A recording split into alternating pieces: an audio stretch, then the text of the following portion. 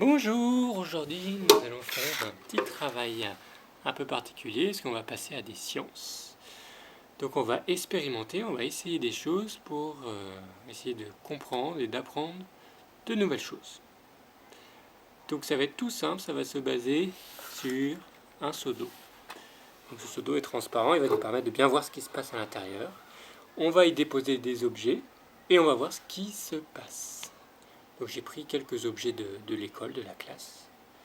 Et on va bien pouvoir différencier deux choses différentes. Donc, vous pouvez essayer de deviner déjà qu'est-ce qui va se passer lorsqu'on met quelque chose sur l'eau. Je vous laisse réfléchir. On va commencer ensuite par le crayon. À votre avis, il va se passer quoi quand je vais poser le crayon sur l'eau? On regarde, je le pose doucement. Et voilà. J'appuie un peu. Maintenant, on va passer à la gomme. Même chose, je pose doucement sur l'eau. Et on voit bien la différence. Donc, est-ce que vous pouvez me dire la différence? Il y en a un qui est sur l'eau et il y en a un qui est dans l'eau. Il y en a un qui flotte et il y en a un qui coule. Mais pourquoi il y en a un qui flotte et il y en a un qui coule? Pourquoi le crayon flotte et la gomme coule? Vous avez des réponses à cette question? Vous avez des idées? On va essayer sur d'autres. Comme ça, on va voir si vos idées sont les bonnes. Une punaise. Vous pouvez deviner, avant que je la mette, est-ce qu'elle va flotter ou elle va couler? Alors, elle coule. Vous avez raison. Et maintenant, un feutre.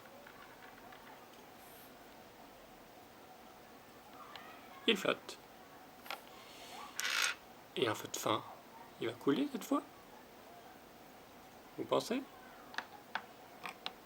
Ah, il flotte aussi. Un alpha. Est-ce que ça va couler ou ça va flotter? Le perroquet. Il coule cette fois. Et ce jouet-là, en plastique?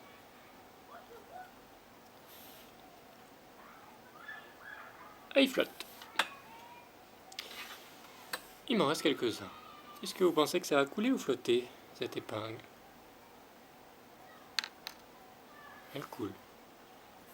Et ce trombone? Il va couler ou il va flotter? Il coule aussi. Et la vis? Elle coule. De la pâte à fixe. Ça ressemble un peu à la pâte à modeler. La pâte qui est collante. Elle va couler ou flotter? Elle coule aussi. Le Lego. Il flotte. Le petit Lego. Il flotte. Et ce gros Lego, il va couler ou flotter? Il flotte aussi, comme les petits. Il me reste l'élastique. Regardons bien. Ah, il flotte. Ah mais attention, il coule si je le mets dans l'eau. Petite différence. Et la pince à linge, elle flotte. On va regarder ce qui flotte et ce qui coule. Alors, on va mettre ici ce qui flotte. Le Lego, le crayon, le feutre, le crayon gris et la pince à linge.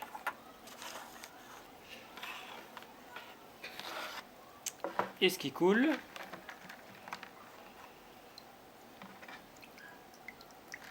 alors, à part l'élastique, qui est un peu entre les deux, Alors, il arrive aussi que les Lego, on arrive à les faire couler des fois. On pourrait le mettre là aussi.